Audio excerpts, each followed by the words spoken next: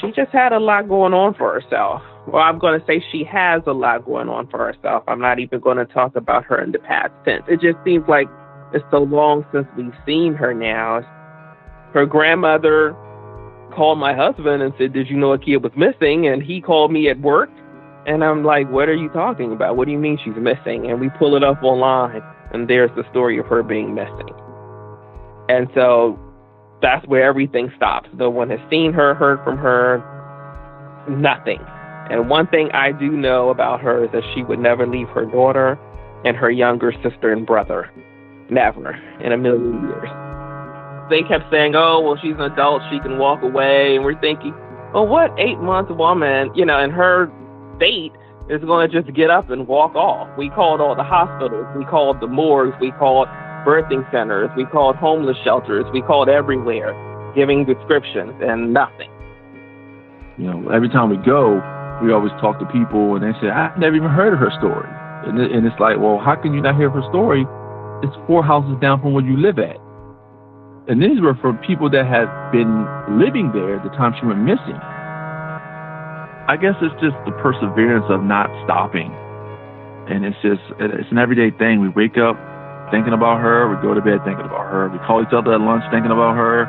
But at this point right now, this family is just looking for closure and having her, come home if she is deceased, having her body so we can lay her to rest and a proper burial. And if she's alive, to get her back and give her the love and encouragement that she needs to recover from this.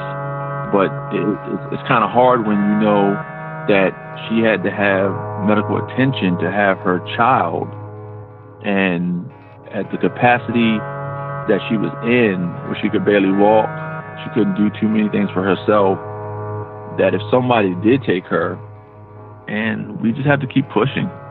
Yeah, hopefully eventually someone will get a conscience, or maybe make that anonymous phone call that, "Hey, I can't live with this anymore."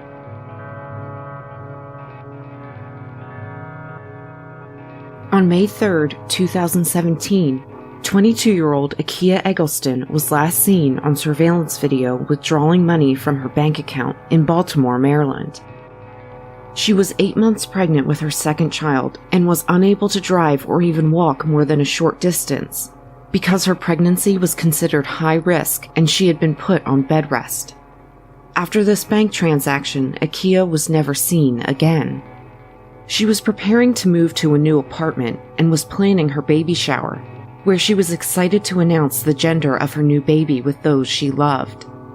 Akia had a 2-year-old daughter and a son on the way, with her whole life in front of her. What happened to Akia Eggleston and her baby after this bank transaction on May 3rd? I'm Marissa, and from Wondery, this is episode 173 of The Vanished, Akia Eggleston's story. That was just a preview of this episode. To hear the rest of the story, visit thevanishedpodcast.com or search for The Vanished on Apple Podcasts, Spotify, Stitcher, Overcast, or wherever you listen to podcasts.